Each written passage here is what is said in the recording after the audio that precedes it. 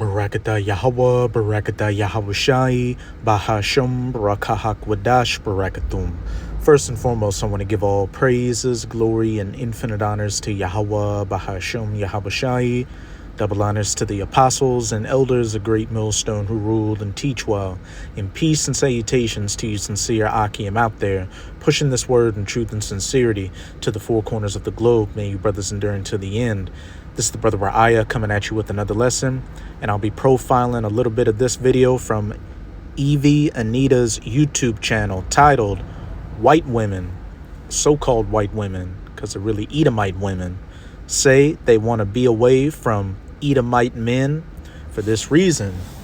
And as we'll see in the two clips of Edomite women, that I'm going to play in this video, with this recent situation that happened with, Renee Good and the reaction these Edomite women's husbands had to it.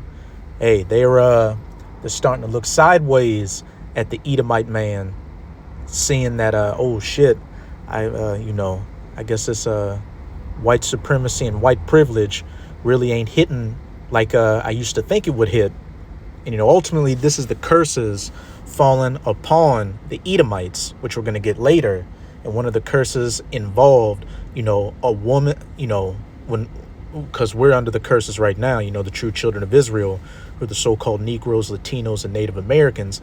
And one of the curses was the Israelite woman having an evil eye towards her husband and doing, the most to undercut him at every turn, which we can especially see that with the tribe of Judah, their so-called black, Negro, African-American man with his woman, the so-called black woman, under Edomite supremacy in America, has done the most to help Esau in oppressing, the Israelite man, child support, baby deletions, adultery, the 911, bringing the man to the court systems, all those things. Hey, it's been hell.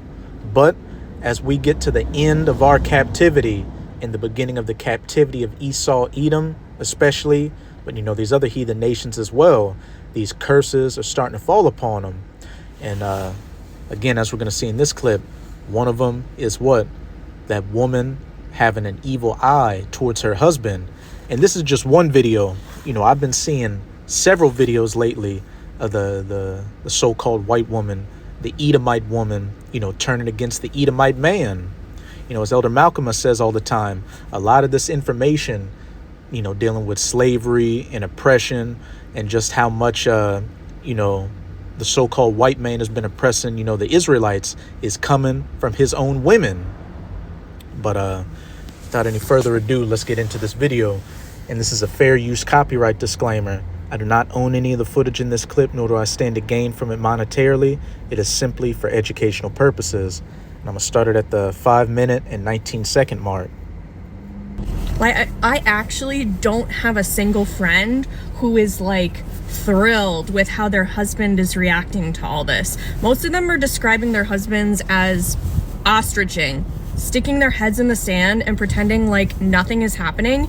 Meanwhile, my friends, their wives, are trying to figure out, how are we going to continue normal life for our children through this? How are we going to prepare and protect ourselves? And their husbands are like, stop being so emotional. You're overreacting. I mean, do we see what's happening? Hello. It's time to wake up. Protect your family. My friends are losing complete faith in their partners at this point. The divorces that are going to happen after all this, it's going to be an unprecedented number because you all are failing your families. Initially, I started this conversation. Hey, she made a heavy statement. The divorces that are going to take place after this Renee Good situation between Edomite men and women are going to surge. And hey, those things are going to surge, as well as the Edomite woman turning more and more against the Edomite man as Esau continues to be taken out of power. Because one of the key signs you see when a nation that is in rulership is losing power is when their women start dealing with other nations of men, and especially with the nations of men who they had in servitude. because you would have never seen any talking points like this, back in the 50s or prior. Esau had the Edomite woman on lock. But here we are in 2026, and you're seeing a lot of, so-called interracial relationships out here with a lot of these Edomite women dealing with men of color, especially of the tribes of Israel. And it's only going to intensify. And I remember, I'll never forget this. It was one Edomite chick I was dealing with, and we were watching a movie, one night. It was a movie called Legends of the Fall, which, hey, that's a hell of a movie right there. It's got Brad Pitt and Anthony Hopkins in it. But so the premise of the movie is that you had Brad Pitt and he had two brothers, and the youngest brother was about to be married to this woman, and they were respectable to their brother with this woman while he was still alive, but he got killed in World War I. So she was single again. So both brothers were trying to get at her, but Brad Pitt was kind of playing the background. But the other brother, he was what you would think is a typical Edomite. He was the well-to-do brother of the family. He had I think he had like some kind of banking or lawyer job. He was going places, and he just wanted to give the world to this woman. And while me and this Edomite woman I was dealing with were watching this, watching a scene where, they're having a little picnic, and he's just proclaiming her love. He's proclaiming his love to her. The Edomite woman turned to me and said, "Oh God, I hate white men. I think they're so disgusting." But you would think, the treatment he was giving her would be the treatment any woman would want. He would been considered a so-called high-value man. But again, Esau is losing power. And, that's one thing women gravitate towards is power. And when you start looking rocky in a relationship, or on a bigger scale, you're looking like you're losing your grip of power. Hey, the women, they start looking for greener pastures. And in the spirit, these women can sense that the Israelites are about to come back up. So, hey, they're gravitating towards the other side. But I'm going to move it up to about the 11-minute, 22-second mark. Their children. And now we are going to be talking about the predicted divorces that are set to happen and the already existing divorces, it seems, because I came by this video where this lady was speaking about these divorces in a more present tense, like it's going on, rather than the prediction videos I have seen previously on TikTok, right? So let's check this video out. The white women are leaving their husbands. Let's talk about it. It has been fascinating to watch the content unfold. The fascinating part, and none of this is surprising if you've been paying attention, and if you are a white person who has at least attempted to unpack all the things that you've learned through white supremacy and unlearn those things. Like, this is not surprising at all. I think back to my girlhood, my teenage years, my young adult years, and even through today around other white people, where you see these couple dynamics, these heterosexual white couple dynamics where, like, it's almost as though the woman treats the man like he is a blank slate. Even if he votes Republican, we just sort of shove that under the carpet because she's a Democrat, because she's a liberal, because she believes in feminism. And sure, sometimes, they get into a little, but he means well, and he loves people, and he cares, and he's not one of those people. I can't tell you how many white women I have known over the course of my life who have these sort of excuse-making relationships with their husbands or boyfriends or whomever, and say, well, he's not really like that, though. I mean, he's different. I mean, yes, he votes for Republicans, but really that's just about taxes, and da-da-da-da-da, and they're just softballing it all the time. And there's something about white culture, what can it be, that expects us to be polite socially and accept that. So if you want to have a friendship with another white woman and she has one of those husbands, you are expected to participate in this pantomime, charades, I don't know, like where you just pretend, that it's fine because he, as an individual person, is a good guy, right? He loves her. He's a good guy. He cares about people. He's not an evil monster. There's just a little bit of a, disagreement about politics. But that's really, but he cares, and his heart's in the right place. And sometimes he's even voted for a Democrat. Cultural. Hey, they had a movie back in the 90s called Sleeping with the Enemy with Julia Roberts, where, Julia Roberts was with a well-to-do Edomite man. But as the movie progressed, she found out he was a complete demon. Hey, that's the wake-up call a lot of these Edomite women are getting, that they're sleeping with the literal devil out here.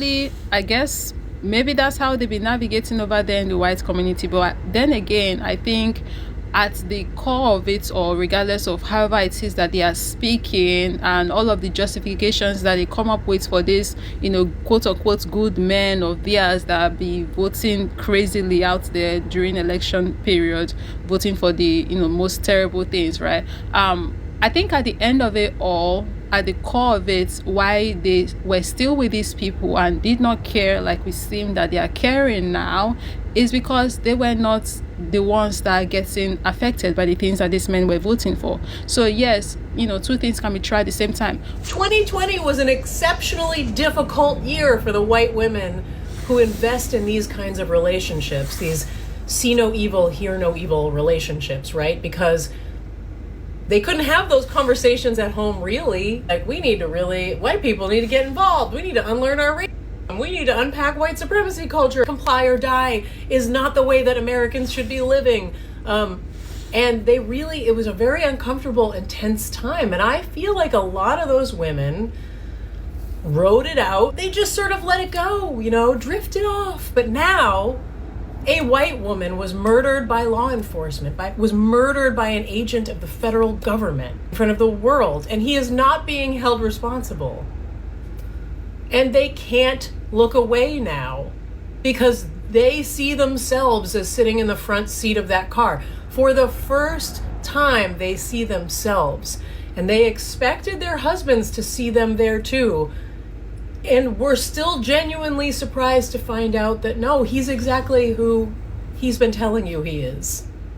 And now he's the demon, the oppressor, the devil, the colonizer, the rapist, the Edomite supremacist, the KKK, the Nazi, all these things. And, I saw another video where an Edomite woman was saying pretty much, I think it was an Edomite woman, but the premise was that, under Edomite supremacy, it might even been an Eve who was saying it, but whoever was saying it, pretty much, Esau has been gaslighting the women, saying that, look, under us, we protect you from everything, especially from men of color, when really the only value that the Edomite man sees for the Edomite woman is to bring about, reproduce more Edomites. And the scriptures tell you that the Edomite man doesn't have a desire for women, which we can clearly see with his actions. He likes to be a part of the boys club, especially the young boys club. Look up NAMBLA. But this is Daniel chapter 11, verse 37. Neither shall he regard the power of his fathers, because Esau came out of Isaac, and the power of Isaac is Yahweh, the Heavenly Father, which Esau disregards at every turn. This is a completely atheistic and pseudo-scientific society we live in. Neither shall he regard the power of his fathers, nor the desire of women. And what do you desire women for? Marriage, sex, and, to bring about a family, which the only thing Esau desires women for is reproduction. When it comes to pleasure, he swings the other way. Nor regard any power, because Esau is a megalomaniac that sees himself as God. 2 Thessalonians chapter 2, verses 4, who sheweth himself as the Most High, sitting in the seat of the Most High. For he shall magnify himself above all. So-called white Edomite supremacy, where anybody that falls out of a Edomite man is just cannon fodder. And even within that, you've got these elite Edomites, the billionaires, the trillionaires that look down on the average everyday Edomite. So it's all just one big vicious circle.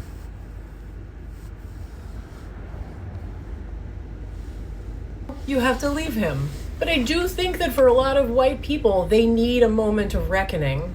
And that is going to look different for different folks. And maybe I wish that they could have caught on sooner, but if this is what it takes for them to finally start to have that reckoning, then I guess it's all to the good in the end. But what I want to say to other white women is, like, never forget and always be cognizant of the amount of bullshit that we inflict upon the rest of the world, who wait patiently for us to catch up with what the global majority already. Hey, shameful spewing shall be upon thy glory, as it says in Habakkuk. You know, you Edomites were proud of your history of great robbery and murder for the longest time, but now that the receipts have been getting pulled, you're feeling ashamed of it. And as it says in Sirach 41, they shall be ashamed because of they shall complain because of an ungodly father. These as this lady just said, we need to realize the part we played in Edomite supremacy and oppressing these other nations of the world. No. I just want to add this little tidbit of advice to other white women. Every time I feel like I have some sort of a breakthrough, I have to take a pause and examine, where did this come from? And then, where was I blind along the way? Where did I not see it? I think it's really important that we get there, but I think it's even more important that we understand why it took us so long. What were the barriers? What were the roadblocks? What were our blind spots? Why didn't we see it earlier? This is what I was saying earlier. The barriers and blind spots was because you were in power. But, hey, now that role reversal's coming out of power, and these curses are coming upon your nation. And as I've been saying throughout the video, one of those curses is a woman having an evil eye towards her man. This is Deuteronomy chapter 30, verse 7. And Yahweh thy power will put all these curses, in Deuteronomy 28, upon thine enemies. And our chief enemy, as pursuant to Psalms 83, are you Edomites, and on them that hate thee, which persecuted thee. And we can clearly see the history of these so-called white people, which you so-called Negroes, Latinos, and Native Americans. Nothing but persecution and hatred. But this is that curse.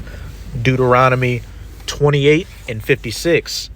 The tender and delicate woman among you, which would not adventure to set the sole of her foot upon the ground for delicateness and tenderness. And, looking at the average so-called black woman now, that's very hard to see. But there was a time in our past where, our women were the pinnacle of femininity, which is coming back as these curses are taken off of us and these blessings are put back on us. But hey, think about this, so-called white woman and how she's been looked at as in American society. The pinnacle of virtue, chastity. You see those old movies that took place during like the times of slavery where they had those big hoop dresses. Oh, if it was too hot outside or something offended them, they would put their hand with the white glove on their forehead and pass out because they were just so delicate. The tender and delicate woman among you, which would not adventure to set the sole of her foot upon the ground for delicateness and tenderness, her eye shall be evil toward the husband of her bosom, and toward her son, and toward her daughter. And as we just saw with those anecdotes from that clip, one woman predicted a lot of divorces between Edomite men and women due to this Renee Good situation. And the other Edomite woman had a realization that, the so-called white man isn't rocking with us like that. And it's going to, be detrimental to our relationship going forward. Well, hey, this is the curses beginning to play out right before your very eyes. And it's only going to get worse going forward. And then when we're fully in the kingdom of heaven, as it says in Revelation 18, do unto them double as thou was done unto you. These curses are going to be double upon you Edomites. So what you're just seeing right now is just the tip of the iceberg. When you look at how the so-called black woman treats the so-called black man and how horrific that is, imagine that, but times two. And then on top of that, just as the so-called black woman fawns over the Edomite man on this side and is his little lapdog, that's what the Edomite woman's going to be to the Israelite man in the kingdom of heaven. And we already see her, desiring, the Israelite man right now. As it says in Sirach, if a man that is in poverty is honored, how much more is he going to be honored in his riches? It's going to be on a whole other level. Brothers and myself joke that we're going to have to force you Edomites to breed because, the Edomite man already doesn't like the woman, and the woman is going to look at you like what you truly are, less than shit. But I'm going to close it out in Job chapter 27, verses 13 to 20. Best believe a skit I saw where a Jake man went on a date with the Edomite woman. At the end of the clip, the Edomite woman said, "Hey, let me run that meat." That's going to be a common sentiment in the kingdom of heaven with these Edomite concubines. But this is Job 27, verse 13. This is the portion of a wicked man with the Most High, and you Edomites are the wicked according to the scriptures. The border of wickedness in Malachi 1, verse 4, and the wicked whom the earth has been given into the hands of in Job 9, verse 24. And the heritage of oppressors. He that leadeth into captivity shall go into captivity. He that killeth with the sword must be killed with the sword. Revelation 13. Which they shall receive of the Almighty. And all these curses shall Yahweh thy power put upon those that oppress thee and hate thee. If his children be multiplied, it is for the sword, and his offspring shall not be satisfied with bread. And you've been seeing a lot lately. Edomites with 5 or 6, kids, a lot of young children too. The Lord is bringing back a lot of Edomites just to judge them during Jacob's trouble. And then when you come back in the kingdom, that's when the real fun starts. And when it says his offspring shall not be satisfied with bread, hey, you're losing your sustenance, your power, your wealth. And then in the kingdom, you're going to be in complete servitude, where you're going to be at the mercy of the Israelites in want of all things, as that was a curse for us, where it said we would go for, bread and water and want for all things to our enemies. Verse 15, here's the main point I wanted to get to. Those that remain of him shall be buried in death, and his widows shall not weep. Hey, your women are going to have that evil eye towards you, and they're not going to give a damn that, you're being oppressed in slavery under the Israelites. Hey, they're going to cheer it, and they're going to do whatever they can to jockey for a position to be an Israelite man's concubine, just as our women on this side jockey to be a bedwench for the Edomite man.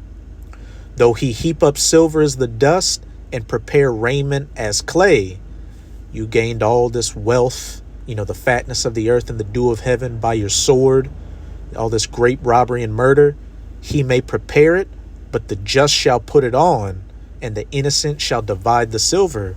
As it says in Job 20, he shall vomit up his riches, mainly speaking of the elites. And when the 144,000 under Yahushai come off of the chariots, Abaratazam of that number, we're going to begin enslaving you heathens, beginning with the elites. And what? We're going to take all your gold and your silver and your sustenance, because it really belongs to us at the end of the day. As it says in 2 Esdras chapter 6, this world was made for our sakes. He buildeth his house as a moth, and as a booth that the keeper maketh. And what does this say in Matthew chapter 5? Moth and rust doth corrupt. You've built up, this whole kingdom of yours just so that the moth and the rust and the destruction takes it down. The rich man shall lie down, but he shall not be gathered. He openeth his eyes, and he is not. Hey, he that is a king today is a poor man tomorrow. Verse 20, terrors take hold on him as waters, a tempest stealeth him away in the night. And we're just in the beginning of these terrors coming upon you Edomites. That situation with Renee Good and Alex Preddy, which is shooking you a lot of Edomites awake to see that this government doesn't really care about you. Hey, it's only going to get worse going forward from here. And then all these other calamities of Jacob's trouble are going to come after you. And then when everything's said and done, you get to look forward to 1,000 years of hardcore bondage and slavery under the nation you looked at as less than nothing in building up the kingdom of heaven for that 1,000 years, the first 1,000 years of it. And again, Revelation chapter 18, do unto them double as they have done unto thee, but in righteousness. No buck breaking, taking a man's wife from him while he's still alive, anything like that. But that's it with this video. With this video, I hope you sincere, Akim and Akwath were edified. Just keep strong. We are almost out of this final wicked captivity of the heathen nations, chiefly of the Edomites. And as always, I'm going to say Abad Babal, Kwam Yasharala, and until next time, Shalom. Shalom, Akim. This is just a addendum I wanted to add, to this video. This was another clip, I had seen going on with the, similar topic. The Edomite woman having that evil eye towards the Edomite man. But this is from Park Rose Permaculture, and it's titled, Dear Fellow So-Called White Women, Do We Get It Now? And fair use copyright disclaimer. I do not own any of the footage in this clip, nor do I stand to gain from it monetarily. It is simply for educational purposes. After Renee Good was murdered in the street by Jonathan Ross, I had an awful lot of folks in my comments and also my mutuals saying, oh, this is going to be the thing. This is going to get white people activated. This is going to be the thing that turns white people against the regime because a white woman, a protected white woman, got gunned down in the street. And immediately I was like, nope, you are not properly assessing the way that white women are treated under the patriarchy, capitalism, and white supremacy. White men are not going to give a shit that Renee was murdered, especially, of course, once we found out that she was a lesbian, right? Married to a woman. That definitely not going to care, because any woman who refuses to be in a relationship with a man is a threat to men, right? They're offended by that. They take that as an insult to themselves personally. But also because men on the right, white men, they low-key love violence against women. They love watching other men commit violence against women. They don't have a problem when white men hurt white women. Like, that's the status quo. Nobody. That Daniel 11:38, and his desires shall not be towards women. Hey, Esau, a true Edomite, only sees his woman as a means to bring about more Edomites. It's going to be upset by that. That's business as usual. So no, watching a white man. Because a little caveat, you are going to have Israelites out here that through the scattering, and dealing with the heathens over the generations, will come looking like Edomites. And murder a white woman in the street in broad daylight was never going to activate people. And I got pushback for saying that. Folks were like, but white women are precious. They're protected. They're valued under the system of white supremacy and patriarchy. And I'm like, no, they're not, y'all. They're not. And that's what I'm trying to get other white women to realize. We're not protected. We're not safe under this system. We are oppressed under this system. We're just a little bit less oppressed than everybody who's not white. And the reason for that is because white men use us. They count on our labor, our complicity, in order to keep their system going. This system that we are living under, capitalism, white supremacy, and the patriarchy working together as this trifecta of fuckery, that could not exist without the physical and emotional labor and support of white women. And men fucking know it. They fucking know it. That's why they trick us into thinking, like, you need our protection. You're not safe anywhere. You're definitely not safe from, like, men of color. But, like, don't ally with them, right? Like, black and brown people, those could be your allies. But instead... And hey, she made a strong point, Esau couldn't get away with a lot of the stuff he does, because of the complicity of the women. Look at our situation, how much our women have betrayed us and how much they undermine us in order to help Esau. you should be afraid of them. We're teaching you to be afraid of them, and we're making you... Hey, there's a reason, the serpent in the garden went towards Eve, because the women are the weaker vessel. Believe that only white men can protect you, and that if you're anywhere out from under our protection, you're not safe. I mean, look at patriarchal conservative America. Look at like the Duggars and evangelical America. They have their umbrellas of protection. Literally, if you are out from under the care and protection of a man, you're open to demonic forces, and like low key, you might get raped, you might get assaulted, you might be possessed by a demon, right? This is what white women are raised to believe, that we're never safe anywhere, but we're like, maybe we can carve out a little bit of safety and protection for ourselves in a system of white supremacy and the patriarchy. Maybe we can carve out a little bit of protection by throwing all of the folks who are not white under the bus. So never was going to be a situation where white men in particular, and also a lot of white women, were going to be outraged over Renee Good's murder. Was not going to be a turning point for anybody. Again, doubly so because she was married to a woman. But I hate to say it, today feels different. Alex Preddy was a white man who was a 2A licensed open carry medical professional. He worked for the VA as a nurse in the intensive care unit. This dude is checking all the boxes for white men to look at him and be like, oh shit, that could have been me. They don't have empathy for a woman. They don't have empathy for Somali Americans. They don't have empathy for immigrants in this country. They don't have empathy for little 5-year-old children, Liam being hauled away. None of that. But they see a white man being murdered for exercising his 2A right in public. Suddenly they see themselves. Suddenly that's a thing that might activate them. And it fucking sucks, but like, ladies, the takeaway from this is that white men don't give a shit about us. We're never safe under the patriarchy. We're never safe under this system. We will never be safe in Donald Trump's America. Don't listen to men who tell you that they're going to protect you. Don't listen, first of all, to men who tell you that like non-white men are the threat and that they will keep you safe from them. No, they're using you as an excuse to aggress against non-white men. They're using the false premise, and we got to protect our women, to beat on and lynch men who are not white. That's the reality. And as long as we sit here and operate in this system, we are not only subject to abuse, but we are facilitating and enabling the abuse and oppression and murder of other people who are not white. Ladies, the sooner we get free, us lily white ladies, the sooner we get free from the patriarchy and white supremacy, and add that big fat dose of capitalism in there, the sooner we realize that everybody who's not a white man under Christo-fascist, white supremacist, American patriarchy is actually our ally, and we can partner with them, and we are the ones with the power. If we withdraw our labor and support from the patriarchy and white supremacy, and we give it over here to justice and liberation, y'all, there is nothing that we can't accomplish.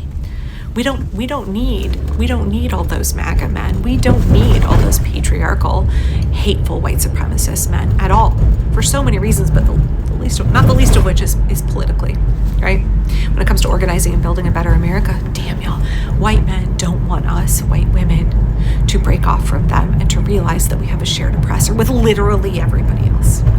Because without us, they can't keep going. Without us, they can't keep... Hey, his widows shall not weep for him. Deuteronomy 28:54. And the woman that is tender and delicate amongst you shall have an evil eye towards her husband. But now I'm going to close it off with this image I saw online, which reads, white woman gives birth to a black baby, accuses husband of an affair with a black woman. And we know that's not how genetics works at all. So you know what the true story is she shall have an evil eye towards her husband. But that's it with this video. And again, I hope you're sincere. Akim and Akwath were edified. I'm going to say shalom.